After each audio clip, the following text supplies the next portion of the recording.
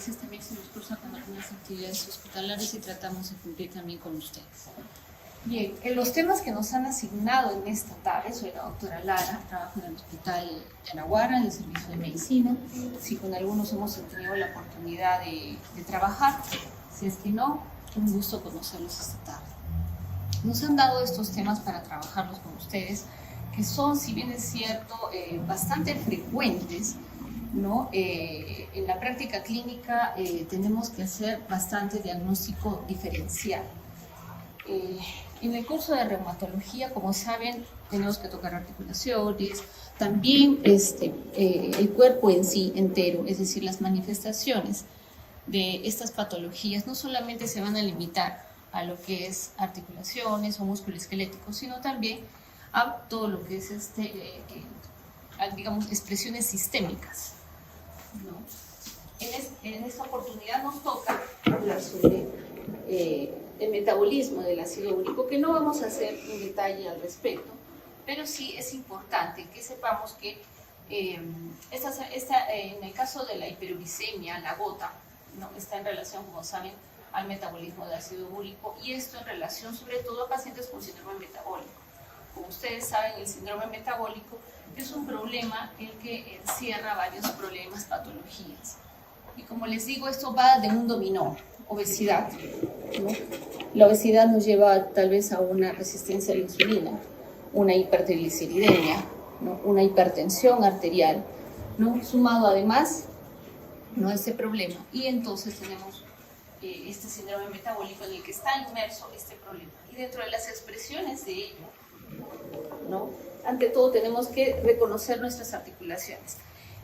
La artritis, ¿no?, que ahora no nos toca llevar, tenemos que saber que tenemos varios tipos de articulaciones en el cuerpo, solamente para recordar. Sí, de artrosis que tenemos en el cráneo no son móviles, de artrosis sí, que son las que, digamos, en este caso nos va a importar este tipo de articulaciones, las de artrosis, las que tienen, digamos, movilidad, ¿no? Y las anfiartrosis, que son en el caso de los cuerpos vertebrales, que tienen una movilidad, pero no tan, digamos, expresa como las de artrosis, que es donde nosotros vamos a trabajar en estos problemas, ¿no? Entonces, como vemos, estas articulaciones móviles, por decirlo así, las de artrosis, nos facilitan el movimiento, nos permiten la locomoción, también amortiguar impactos por la misma estructura que tienen, nos dan estabilidad y además podrían proteger algunos órganos, como en el caso de la pelvis y del tórax, ¿no?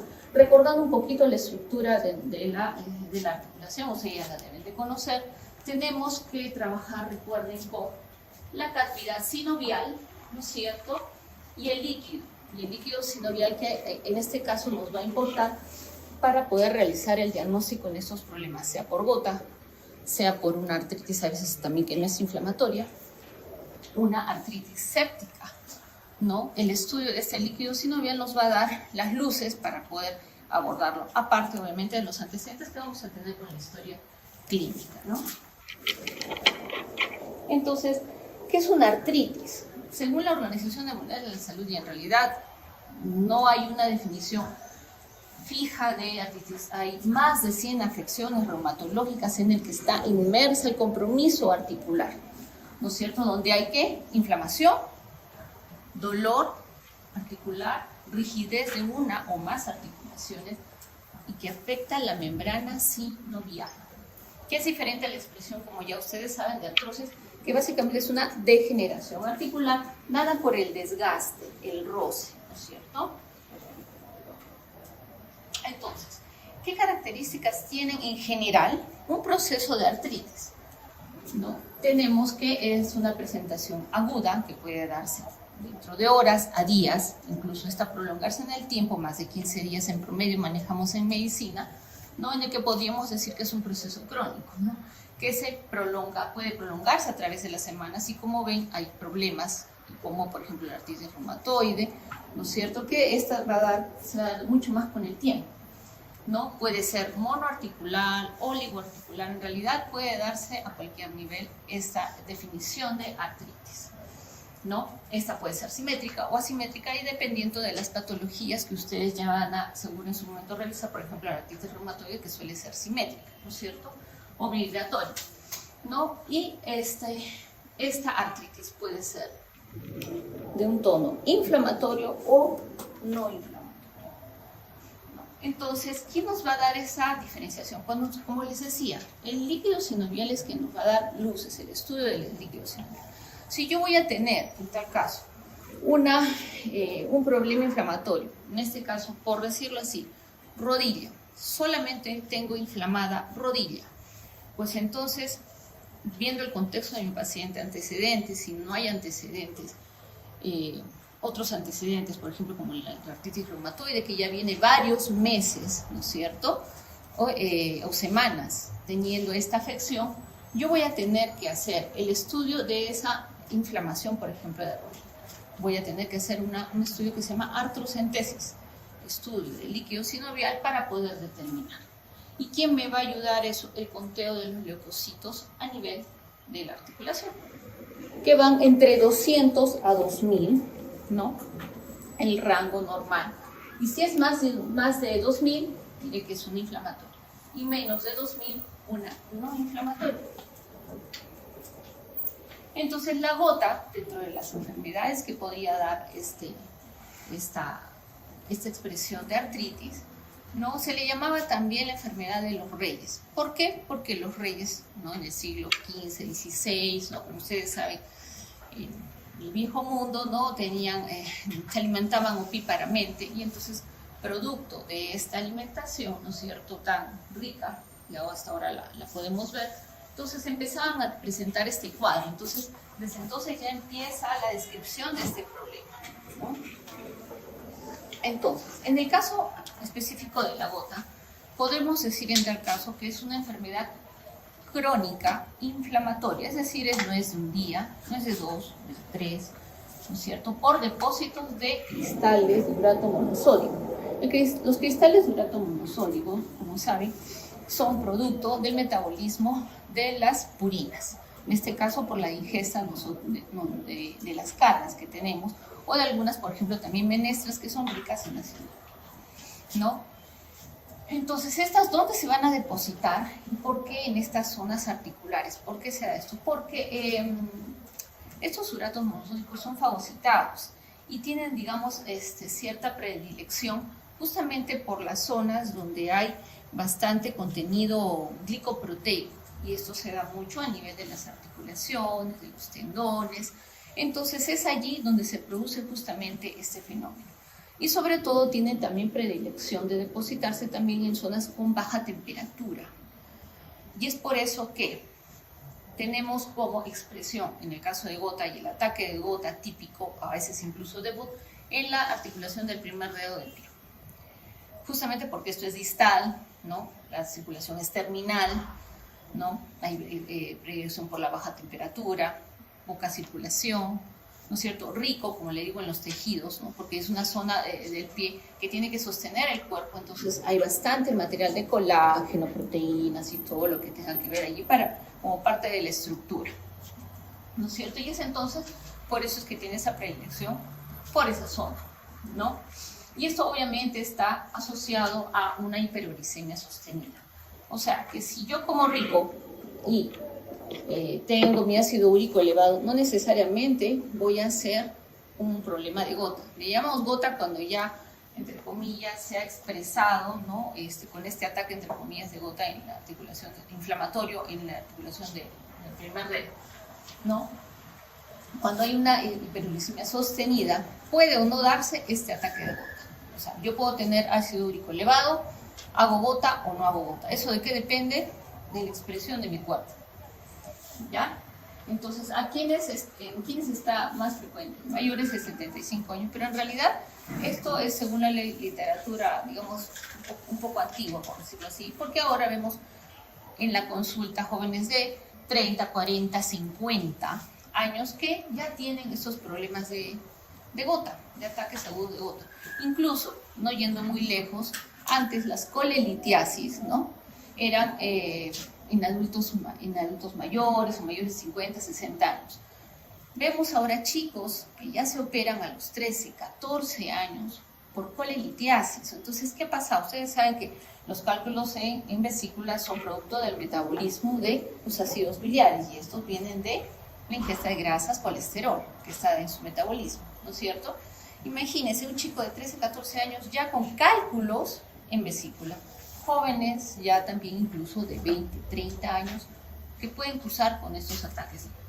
Y como les decía, está muy asociado con el síndrome metabólico. Esto es importante, porque si yo tengo a mi paciente que está con sobrepeso, hipertenso, resistencia a la insulina, hipertrigliceridemia, también hay que indagar en este paciente los niveles de ácido úrico. Y se ha visto asociado a los pacientes hipertensos en un gran porcentaje, en un 70-80%, que tienen hiperuricemia, y los de hipertrigliceridemia igual, ¿no? Entonces va a iniciarse, como les mencioné, como una monoartritis. En este caso, en el caso de gota específicamente, con una inflamación en la articulación de la primera articulación metatarsofalángica. En el caso y en el caso de una bacteriana, va a agarrar articulaciones más grandes, rodilla, cadera. Ya esa va a ser, vamos ya haciendo algunas diferencias para que lo puedan grabar. Entonces, ¿cómo voy a hacer el diagnóstico? Vamos a tener que hacer el estudio de este líquido y vamos a evidenciar, ¿no? Aparte de ver la citoquímico, gran, cultivo, porque eso de todas maneras voy a pedir para ver cuáles son las características de mi líquido, ¿no? O sea, si es que está infectado, ¿no? Ver en el gram, si es la celularidad, cuántos leucocitos y además los cristales de ácido úrico en el líquido. Pero eso lo vas a hacer ahí al toque. Ahora vamos a ver después el tratamiento o vamos a hacer, ¿no? Porque eso no lo vas a tener a la mano, eso lo vas a ver probablemente después. Cuando tu paciente con gota venga, va a estar con mucho dolor y nuestro principio, ante todo, es calmar dolor. Más allá del tratamiento que después le vamos a dar, te va a venir alguien que le duele y es calmar dolor, ¿no? También, en el caso de un paciente que tenga esta ya gota, ¿no? Que no se trate, que no siga bien el tratamiento, ¿no? Vamos a tener expresiones extraarticulares. Estos depósitos, como les decía, tienen predilección por todas estas partes, estas zonas, no solamente articulares, sino periarticulares, tendones, novias, y se van a depositar, van a haber depósitos de ácido úrico, que son los llamados tofos gotosos. Que son bastante desagradables, son como una especie de verrugas gigantes, bolas, no sé si han logrado ver alguno en algún hospital. En realidad se ve ahora poco, porque ahora la prevención está bastante, digamos, en boga, ya, sobre todo que ahora hay muchos servicios de PS, los pacientes que acceden al seguro social ya vienen por sus chequeos más temprano, entonces no se ve, al menos, o sea, en la seguridad social, en mis 12 años que llevo allí, 12, 15 años, he visto, creo, un par o uno. No he visto más con tofos gotosos. Probablemente en MINSA, los que roten por allí, de repente vean un poquito más, porque lamentablemente la población que accede al Ministerio de Salud, porque no tiene mayores recursos para poder llegar a los más, y por ende también su nivel sociocultural muchas veces no llega a tener conocimiento de buenos ámbitos alimenticios, ¿no? Entonces, ¿a qué nivel yo voy a decir que es hiperuricemia? Más de 6.8 miligramos por decilitro en sangre. Ese es el valor, ¿no? Como les digo, puedo hacer síntomas o no puedo hacer síntomas, ¿no? Entonces, en el caso de asintomática, obviamente no voy a tener ninguna expresión. Sin embargo, si yo hago una artrocentesis por allí, o si, digamos, hago una ecografía, ¿no es cierto?, pueda tener la demostración de la presencia de los cristales de ácido úrico. Y obviamente, en el caso de que sea sintomática, ya acercándonos, digamos, a una gota, como ven, al incremento de volumen, ¿no? Acá tenemos, esto es un tofo gotoso, incluso ven como que si estuviera saliendo pus. En realidad es la secreción, son los cristales, que salen como una especie de secreción, incluso queda como un polvito brillante de los cristales, así como un polvito blanco, ¿ya? Entonces, ¿qué vamos a tener? Dolor, aumento de volumen, limitación funcional, y es lo que vamos a tener como el ataque de gota. tenemos entonces, de acuerdo al metabolismo del ácido úrico, vamos a tener una gota primaria o una gota secundaria. En el caso de la primaria, básicamente va a ser un aumento en la producción del ácido úrico. Esto es mínimo. La mayoría va a ser en realidad por un compromiso renal. El ácido úrico se excreta por vía digestiva y por vía renal. La mayor es por vía renal. Entonces, si yo voy a tener un paciente con compromiso renal, definitivamente va a tener hiperuricemia. Entonces, por eso entenderán, ¿no?, que muchos pacientes con insuficiencia renal terminal vienen tomando alopurinol y colchicina. ¿Por qué? Justamente por esto, ¿no? Porque la parte de la excreción está comprometida y tengo que bajar esos niveles de ácido úrico. En el caso de una gota secundaria, se debe más que todo no tanto al metabolismo interno ni a la excreción, sino a la ingesta, al ingreso. En este caso, una dieta rica en purina, rica en carnes rojas, ¿no es cierto? Y sobre todo que también esté relacionado con otras enfermedades. Por ejemplo, puede ser psoriasis, otras reumatológicas, enfermedades hematológicas y neoplásicas. Eso va a generar mucho movimiento del metabolismo de las purinas. Bastante recambio celular. Todo eso va a llevar a un aumento del ácido úrico. ¿Y esto dónde sucede? Pacientes con neoplasia. ¿Por qué? Porque ellos están en un hipercatabolismo. El cáncer es como un mostrito, como un Pac-Man. ¿Ustedes conocen los Pac-Man? ¿No? Entonces, algo así. Y entonces están con un metabolismo súper acelerado y por eso también mayor movimiento de estos metabolitos, ¿no? También los que tengan defectos congénitos, ¿no?, en las vías de las purinas, algo más, digamos, puntual, pero que nosotros no hacemos lamentablemente el estudio de esos problemas, ¿no? Ya habría que hacer laboratorio un poquito más avanzado, por ejemplo, aquellos que tienen síndrome de Schnittgen, ¿no?, Killy-Miller, o sea, problemas que no podemos estudiar, pero que se dan. Hay defectos genéticos en la producción de las enzimas. Y también disminución en la excreción renal, ¿no es cierto? Como les decíamos, una insuficiencia renal crónica, puede ser también una deshidratación. Si un paciente con ácido úrico, con hiperuricemia, perdón, está deshidratado, puede tener una crisis, ¿no? Pacientes con acidosis.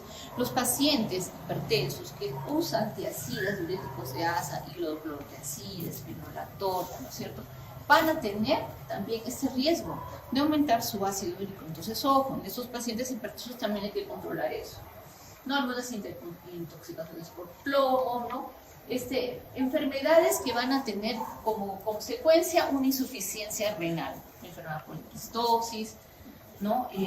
Algunas endocrinopatía, ¿no? Entonces tenemos ¿qué los factores de riesgos que me van a llevar a la hiperuricemia? Síndrome metabólico, como estábamos mencionando. En el caso de si bien es cierto, esto es más frecuente en varones, la gota es más frecuente en varones. En el caso de la mujer, entre comillas, está algo exenta hasta que llega la menopausia y tenemos un menor efecto protector estrogénico. Ya aumento del consumo de las carnes, consumo de alcohol también, obesidad, sigue siendo nuestra abundancia con síndrome metabólico, las enfermedades linfoproliferativas que mencionamos, medicamentos y defectos enzimáticos. Entonces, en el equilibrio del metabolismo del ácido úrico vamos a tener la ingesta, síntesis, que básicamente es escasa, es un 10% lo que generamos. Y el problema básico va a estar más que todo a nivel de la excreción. 2/3 se produce a nivel renal, ¿no?, y 1/3 por la vía gástrica, gastrointestinal. Entonces, lo que tenemos que cuidar aquí es el riñón. ¿Y el riñón por quién se encuentra afectado? Por hipertensión, por diabetes, la misma hiperuricemia, ¿no es cierto?, que me va a generar también problemas. Entonces, como les decía, ¿qué voy a esperar y qué voy a querer? No voy a querer eliminar básicamente dolor, porque cuando me va a venir el ataque, yo no voy a hacer en ese momento la punción, voy a llevar al laboratorio. Tu paciente está que grita de dolor y está desesperado, encima que está esperando la larga cola de emergencia, ¿no es cierto? Entonces, lo que yo voy a querer es eliminar lo más pronto el dolor. Quiero prevenir que esto vuelva a repetirse, evitar las complicaciones y en este caso que se hagan los depósitos del urato monosódico en las zonas periarticulares y también a nivel renal. ¿Por qué? Porque a nivel renal me va a dar como consecuencia una enfermedad renal crónica por depósito de cristales. Esa reacción inflamatoria, esta fagocitosis, ¿no?, que existe de los cristales, ¿no?, toda esa reacción inflamatoria no solamente se da a ese nivel, sino a nivel del tejido renal, ¿no?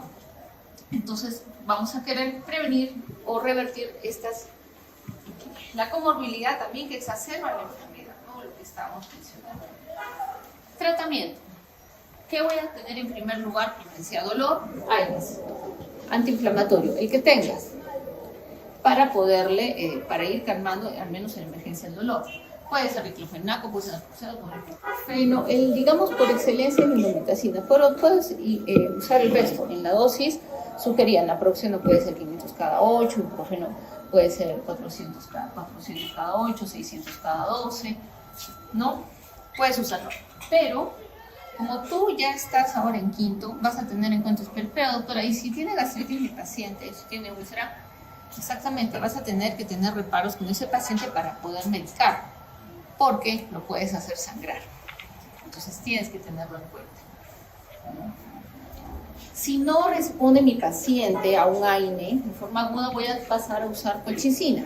¿Cómo lo voy a usar? Puedo usar con una dosis inicial de 1.2 miligramos, no como una dosis inicial, y después cada hora lo puedo repetir, aumentar 0,6, hasta remitir el dolor, o hasta que, entre comillas, me aparezca los RAM, náuseas, vómitos, diarrea que se puede presentar. Pero mi fin principal es que controle dolor, ¿no? Y luego voy bajando hasta llegar con una dosis de cada 24 horas para controlar, ¿no? Pero eso también tiene su reparo. Si tengo una creatinina mayor de 1.5, tienes que también parar ahí. Y en el caso que no me funcione ninguno de los dos anteriores, voy a pasar a usar los corticoides, los grandes antiinflamatorios por excelencia, ¿ya? Entonces voy a poder dar prednisona, ¿no?, 20 a 40 miligramos, y lo voy a ir titulando, ¿no?, por 1 o 2 semanas. Recuerda que si tú das altas dosis de corticoides, para no hacer un problema de supresión brusca, vas a ir bajando poco a poco. Y a la vez que vas controlando dolor, vas bajando la inflamación, ¿no es cierto? ¿Ya? También podrías echarle mano a la vía endovenosa intramuscular, ¿no? Que sí, a veces ustedes habrán visto de repente que le colocan dexametasona, sudiclo con dexametasona. Hay que ver las equivalencias que tenemos de corticoides. Ustedes ahora que están en reumato, revisen las equivalencias de corticoides, a cuánto equivale de prednisona, dexametasona, metiprezolona, para que lo puedan usar, ¿no? Y podríamos incluso hasta hacer infiltraciones de la articulación, si es que es necesario, con metilprednisolona, una dosis de 180 miligramos intraarticular, o de triamcinolona 10 a 40 miligramos. ¿Ya? Entonces, como le digo, básicamente dolor, todo, si se dan cuenta, es básicamente para calmar dolor. Esto es por dolor, esto es por dolor.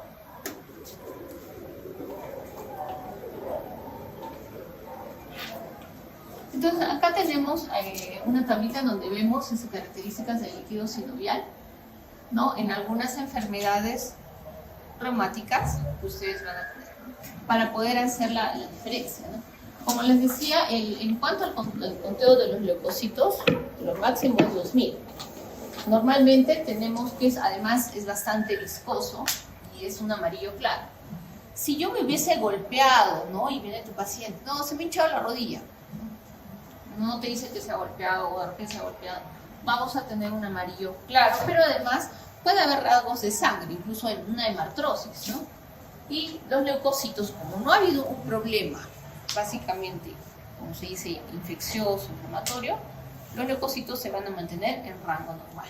Lo que sí probablemente voy a encontrar son glóbulos rojos en ese líquido. En el caso de un lupus eritematoso, que también tenemos dolor articular, ¿no es cierto?, va a bajar un poco la viscosidad, pero ya me van alterando los leucocitos. En una artritis juvenil, ¿no es cierto?, ya va a ir cambiando a un amarillo turbio, entre 10.000 a 20.000 leucocitos, pero esto básicamente es dado por el proceso inflamatorio, ¿no? Y en el caso de una artritis séptica, voy a tener un líquido purulento, más turbio, la viscosidad ha bajado bastante, ¿no? Y los leucocitos son más de 50.000. Otras características que hay que tener en cuenta también es a nivel de los valores de glucosa y proteínas, porque tú vas a pedir en el examen cuando hagas tu artrocentesis, vas a pedir además citoquímico, y en ese citoquímico te va a salir los valores de glucosa y proteínas. Si te das cuenta, en el caso de que esté normal la articulación, haya sido un traumatismo, ¿no? Los valores de glucosa y proteínas van a ser normales. ¿Qué es normal? Los valores van a ser semejantes a los del suelo, ¿ya? Y en el caso de que fuese un inflamatorio o infeccioso, sobre todo un infeccioso, que es lo que más nos interesa, en el infeccioso la glucosa va a disminuir. ¿Pero por qué?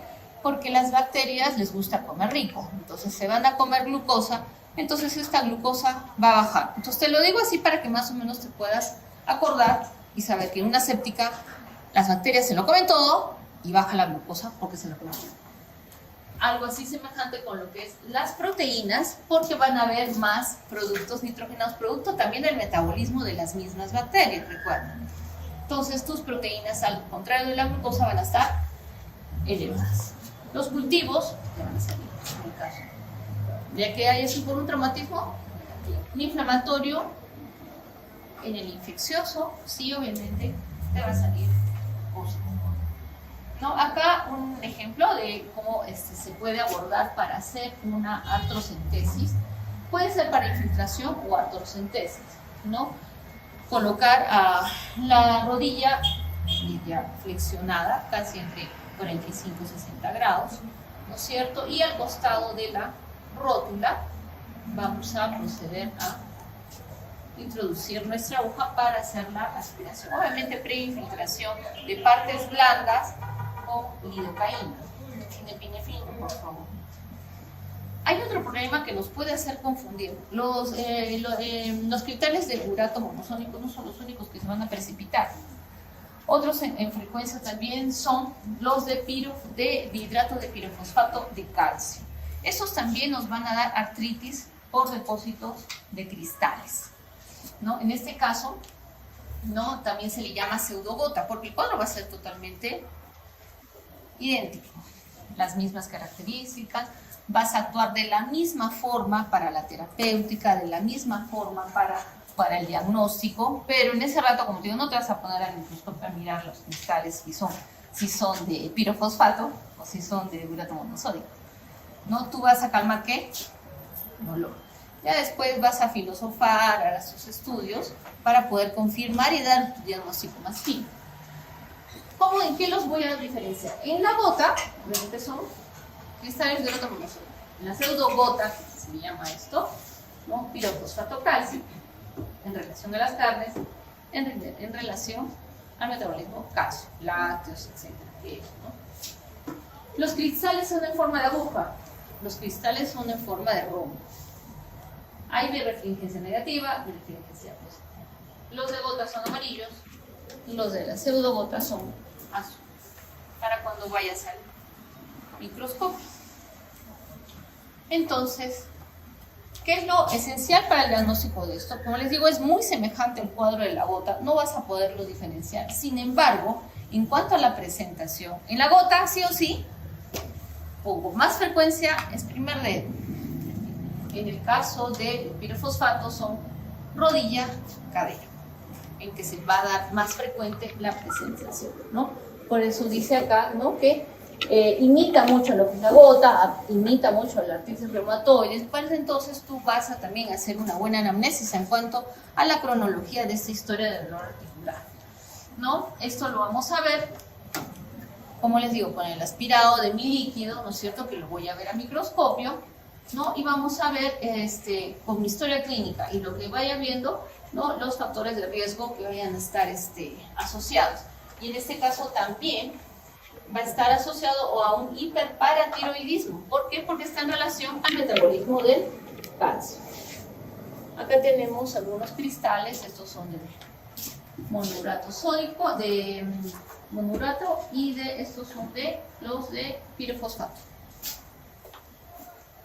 Son espiculados, los otros más romboides, ¿no? Entonces acá también hay algunos criterios, ¿no?, para poder más o menos diferenciar. Vamos a ver depósitos, calcificaciones en rayos X, ¿ya? En el caso de la gota va a haber un proceso un poquito más inflamatorio y va a haber un poquito más de destrucción, como diferencia, ¿no? Hay calcificaciones a los rayos X, es decir, estos pacientes voy a tener que tomar mis rayos X, no me va a servir una tomografía, no tanto rayos, sino con una humilde rayos X voy a ver estas calcificaciones a nivel de mis articulaciones, ¿no? Y como les decía, más son frecuentes en rodilla, cadera, ¿no? Y también podrían incluso cursar con fracturas, fragmentación de las partes óseas.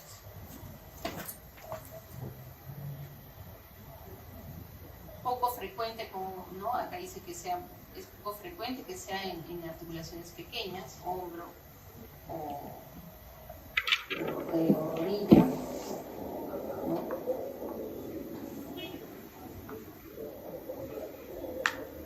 Entonces, como ya estábamos hablando un poquito también en comparación a la artritis séptica, porque los cuadros a las finales van a ser muy semejantes.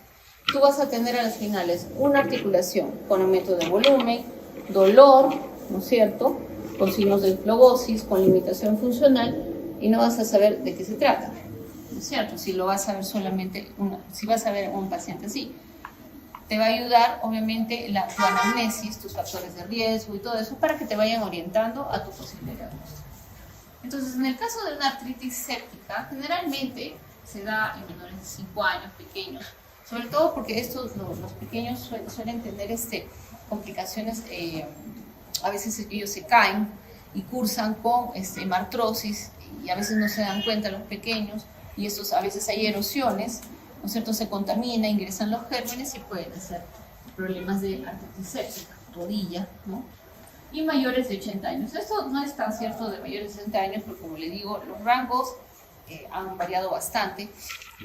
Los pacientes cada vez hay más jóvenes con este tipo de problemas.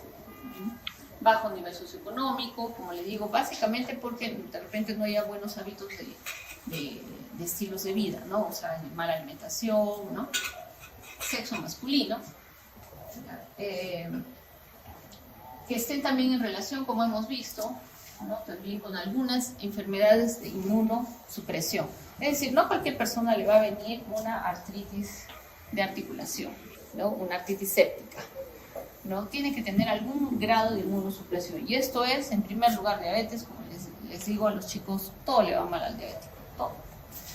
Es peor que andar con tu nubecita negra, todo se complica, todo le va mal, ¿no? Pacientes que están con insuficiencia renal también son pacientes inmunodeprimidos, que tengan algún grado de inmunosupresión en enfermedades reumatológicas, sea la que fuese lupus, artritis reumatoide, que estén con VIH, alguna leucemia, algún grado de inmunosupresión definitivamente va a ser un factor condicionante, ¿no? Que hayan, ¿no?, heridas, ¿no? Al perder la barrera de protección de la piel, ese ingreso de bacterias que van a contaminar, ¿no?, fácilmente, ¿no?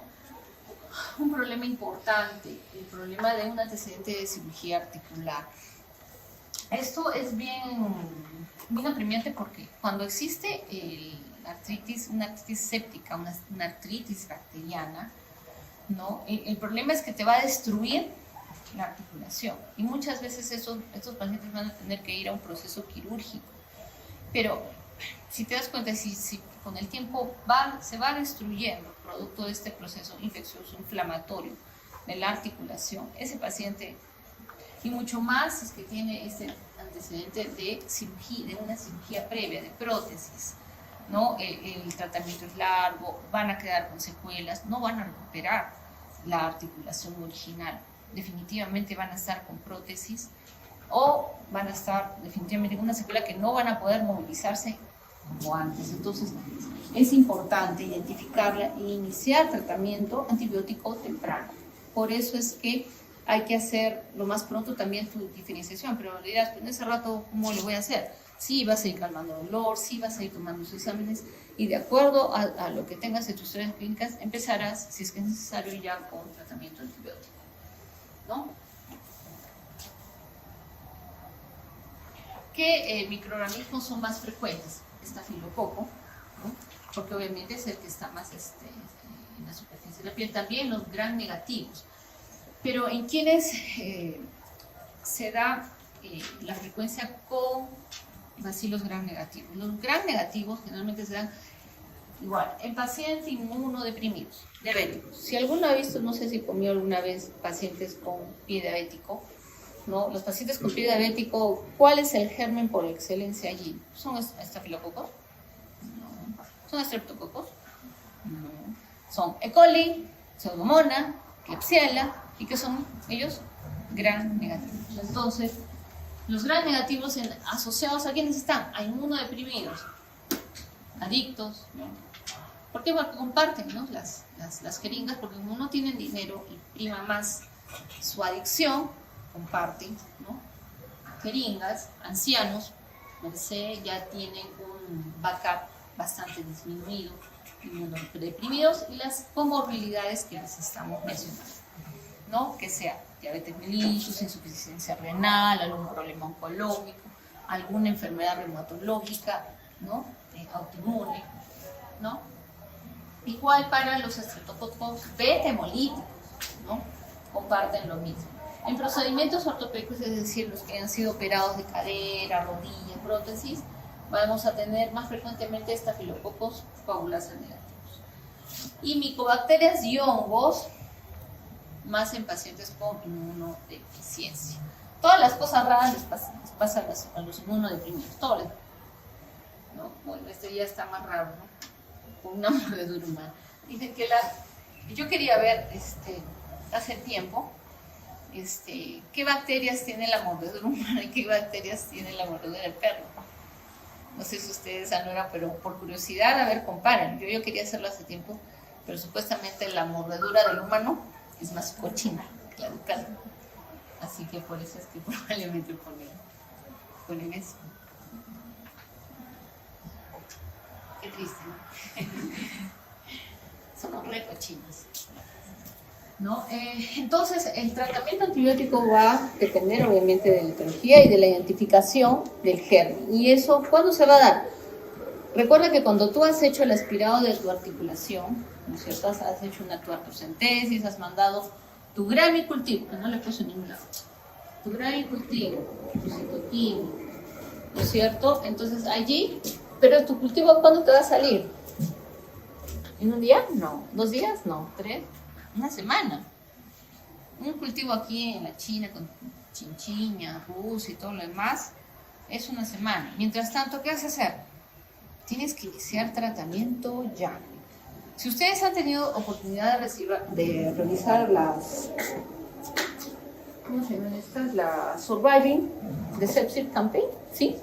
Ya. Entonces, digamos que eso lo podrías, ese criterio de inicio temprano de antibiótico lo aplicas en realidad para todo. Cuanto más temprano inicies tratamiento, mejor. Porque recuerda que lo complicado acá en la artritis séptica, en la artritis bacteriana, es que te destruye la articulación rápido. No es lo mismo que por ácido úrico, en que es un problema lento, ¿no? Porque como mal, ¿cuánto tiempo se con el ácido úrico elevado en sangre? Esto es un problema agudo. Esto es un problema que te va a destruir, te va a dejar secuelas en esa articulación. Por eso es la premura, ¿no? De intervenir rápidamente. Si tenemos gram negativos, podemos usar ceftriaxona, cefotaxima, ciprofloxacino, levofloxacina. En cocos gram positivos, las oxacilinas, puede ser hasta vancomicina. Si tiene insuficiencia renal, voy a usar el linezolid, pero no es la gente, ¿no? Porque la gente y la mica son nefrotóxicos, ¿no? Pero si yo tengo un paciente con insuficiencia renal, pues entonces mire al linezolid, ¿no? Y siempre, como saben, ¿no? Cuidando la función renal, de acuerdo a su... Hay 2 fármacos, bueno, en los que tienes que hacer corrección renal. Ya, y esto se lo digo con medicina interna porque tú vas a usar estos medicamentos. De aquí toditos, solo hay uno o dos en los que no vas a necesitar corrección renal para la depuración. ¿Cuál será? ¿Qué antibiótico? En el que tranquilamente lo puedes usar, muy al margen que tenga una creatinina de 2, 3, 4, 5 y no vas a necesitar corrección por depuración de creatinina. Hay dos en general, pero no acá hay uno. Son, para que se logren, porque son cosas que sí les tienen que saber muy al margen. Ceftriaxona y metronidazol. No necesitan corrección para depuración, ¿ya? De acuerdo a su nivel de creatinina. Son los únicos que no vas a tener que corregir. Entonces, la humilde ceftriaxona, que la usan para las bronquitis, para las amigdalitis. Ay, la amoxicilina no me hace nada. Ay, la musiclarbolónica no me hace nada. Me tienen que poner ceftriaxona.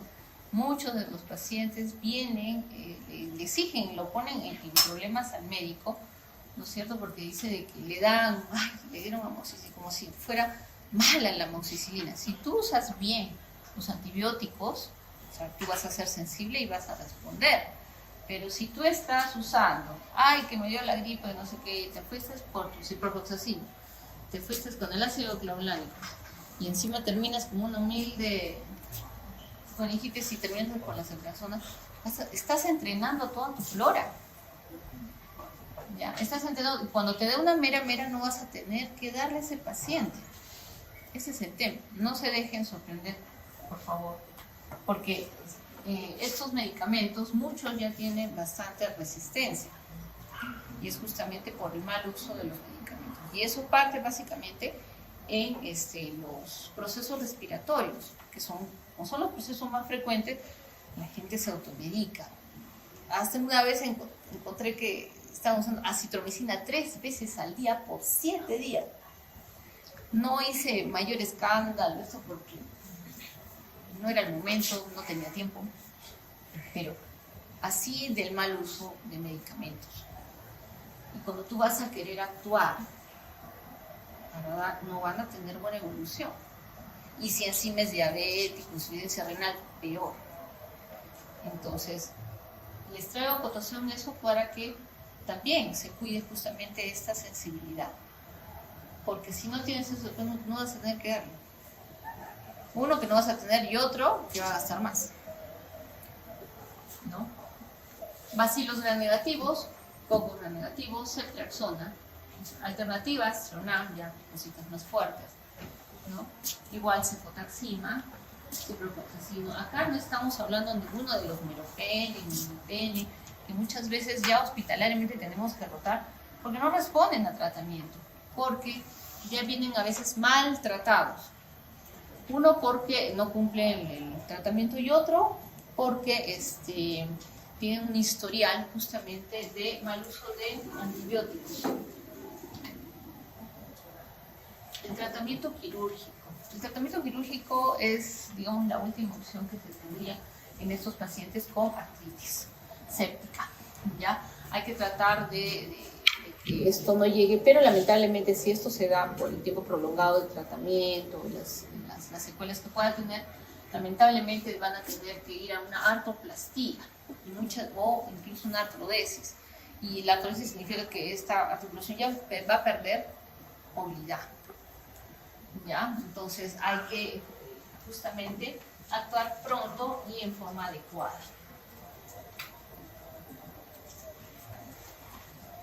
Han mencionado este síndrome, la verdad es que era relativamente nuevo para mí, el síndrome de activación macrofágica. ¿Alguna vez está en su sílabo?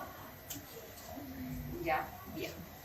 Este síndrome de activación macrofágica, más o menos como les digo, es como si fuese una gran respuesta inflamatoria, como una especie de tormenta sistémica que se da en la presentación de alguna de estas enfermedades reumatológicas y autoinmunes, con compromiso hematológico, ¿no? Es una reacción inflamatoria, como dice, fatal, ¿no? Y es difícil el diagnóstico diferencial porque puede ser que te confundas con una reacción inflamatoria sistémica o con una sepsis, porque evoluciona con los mismos cambios y de la misma manera, ¿no? Y eso, ¿por qué se menciona aquí?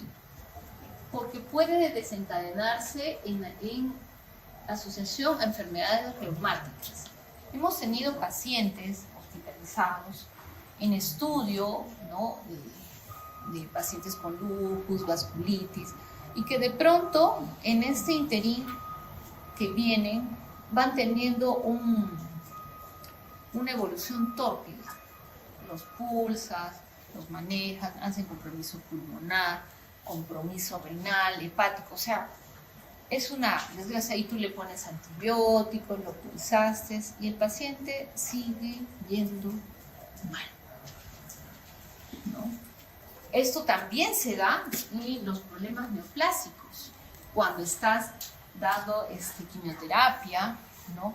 Y en donde se supone que con la quimioterapia tú se supone que matas células neoplásicas, entonces se va a generar una gran, ¿no?, también igual una gran reacción inflamatoria, respuesta inflamatoria ante esta gran muerte celular neoplásica, y se puede desencadenar una gran respuesta inflamatoria. Por eso es que también está asociada a enfermedades neoplásicas.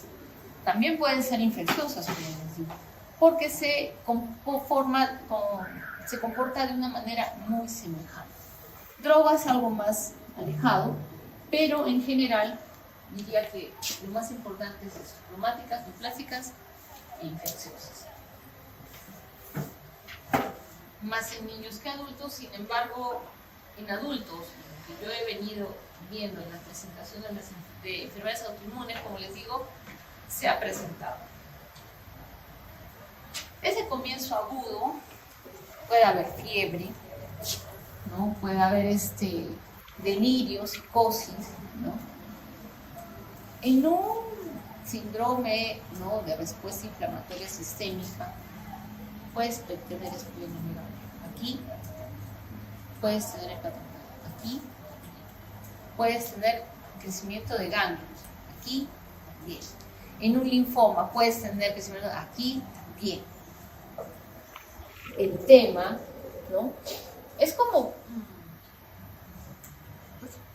es una tormenta, este síndrome de activación máxima, ¿no? Hay disminución de la celularidad a nivel periférico, puedes tener anemia, trombocitopenia, leucopenia, una pancitopenia, ¿no? En una sepsis puedes tener pancitopenia, sí, puede haber por consumos trombocitopenia, puede haber leucopenia igual. O sea, es un cuadro bastante peculiar, que yo le he venido a ver hospitalario, pero no me lo enseñaron en el libro. En un CIRS puedes tener un perfil hepático alterado, TGO, TGP, se te pueden alterar. Cuando tú tienes un problema de CIRS, o una sepsis severa, se te pueden elevar también las enzimas hepáticas. En este SAM también. No está en una especie de consumo de fibrinógeno. Bien. Cursa con triglicéridos elevados, bueno, alteraciones en la coagulación, por lo mismo que hay un compromiso hepático, ¿no? Elevación del INR. Entonces, cuando tú tengas ese tipo de cuadros, tú vas a decir que hay un compromiso sistémico, ¿no? Ferritina elevada, ¿no?, que también los puedes tener, como digo, no solo en esas enfermedades, y entre ellas las que llama la atención es la artritis juvenil. También se le llama a este SAM linfocitosis hemofagocítica, ¿ya?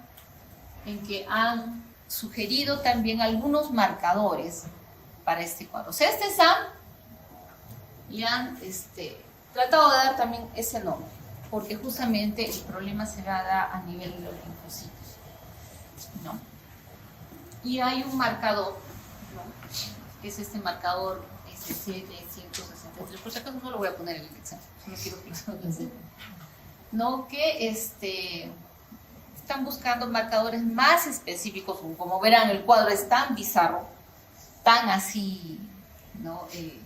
Confuso, que se están buscando marcadores para poder diferenciar mejor este problema, porque está en un limbo entre este nombre de linfocitosis hemofagocítica y una gran respuesta inflamatoria multifactorial, ¿no? Acá hay otro marcador, que es este receptor soluble para el receptor de interleuquina 2, X2R, también como marcador, ¿no?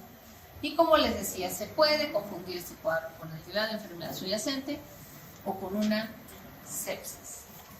Eso, cuando ven estos cuadros, realmente al médico le ponen entre la espada y la pared. Y donde hemos visto estos cuadros, justamente, como les digo, es en pacientes con enfermedades autoinmunes.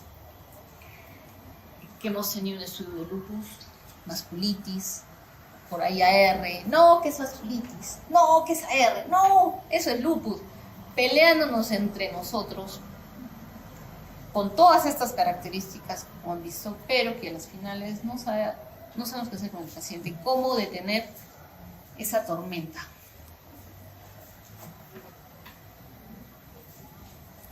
El tratamiento, bueno, en realidad es la causa que lo desencadena, ¿no? En este caso, todo lo que estamos mencionando, la enfermedad de fondo. Pero como no nos ponemos de acuerdo y estamos en un gran pozo, podemos usar de repente pulsos de metilprednisolona, el gran antiinflamatorio por excelencia, porque como les decía, en el caso de las enfermedades autoinmunes a los chicos, hay una gran respuesta sistémica, ¿no? Producto de este fenómeno autoinmune.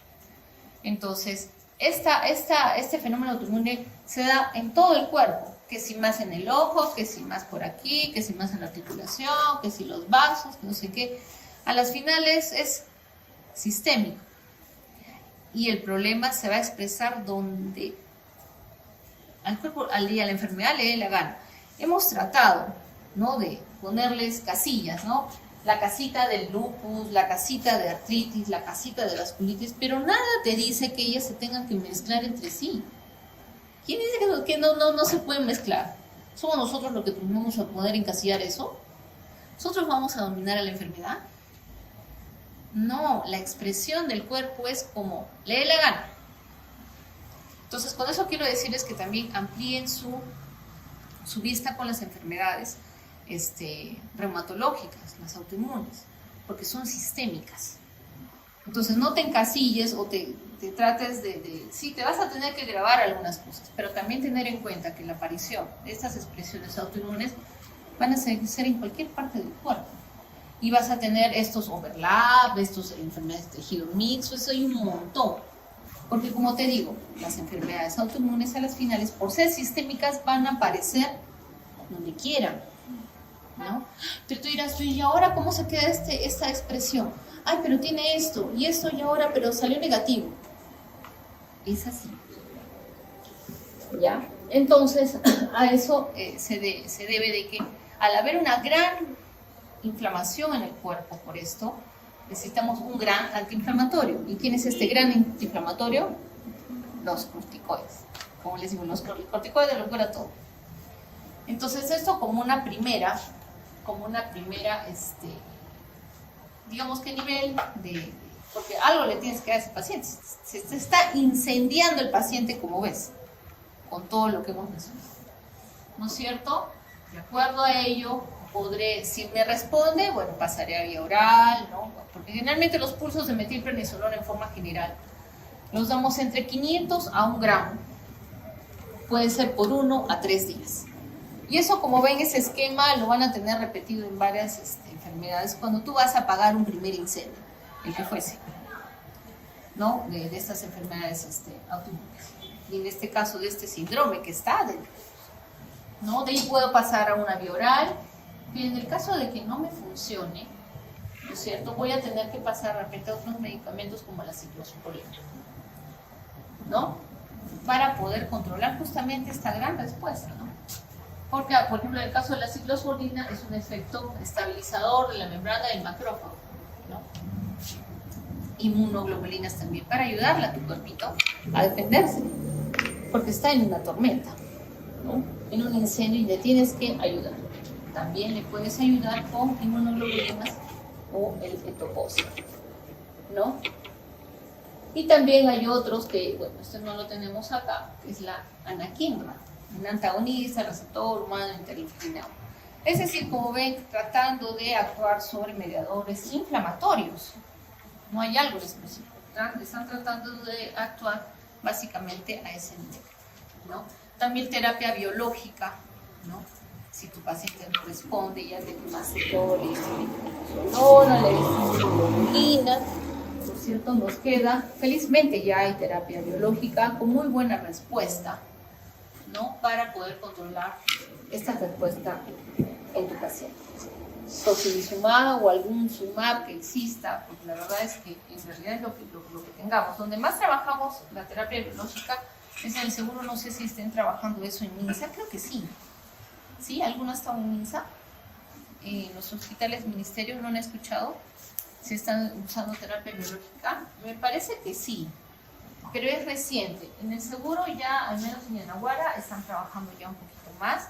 Incluso tenemos una unidad que dejó el doctor Madariaga, ¿no? El doctor Madariaga, sí, ¿no es cierto? Entonces dejó felizmente, lo malo es que ya se fue de la institución. Creo que había mucho, que se satura mucho los sistemas públicos de salud. Y dejó una unidad para justamente pulsar, entre comillas, a los pacientes o recibir su medicación justamente para estos problemas.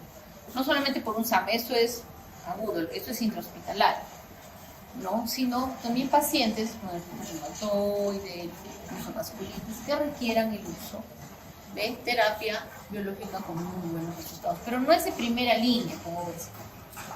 Primero siempre te vas con los humildes corticoides, ¿no? Y al último, como si ese ya la bomba nuclear.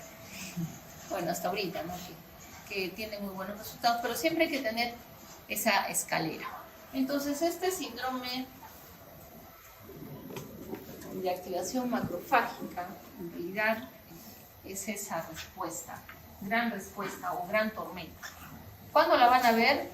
En realidad, cuando tengas a tu paciente y no sepas qué hacer, cuando esté en esa tormenta, ¿no? Porque cuando tenemos estos pacientes, se nos vienen con toda la expresión de enfermedad.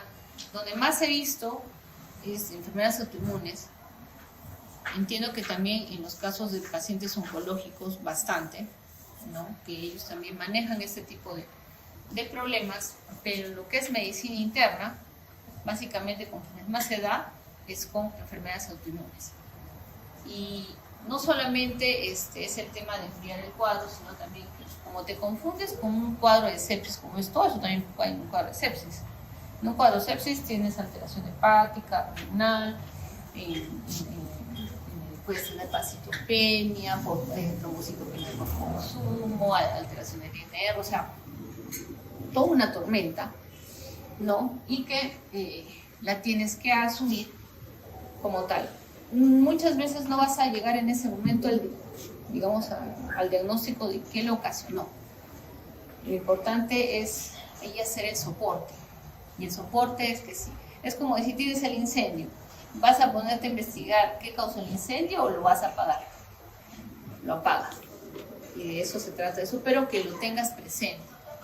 Que tengas presente que esto puede suceder incluso con enfermedades autoinmunes, con estas reumatológicas, con las oncológicas. Es una tormenta que tienes que tratar de controlar para que tu paciente, pero no se te muere, porque se muere. Y sí se muere.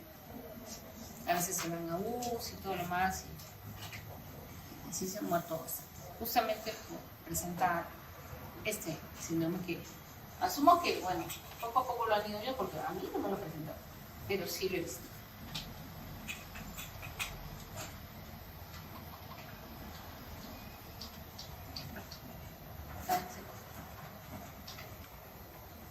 días, chicos.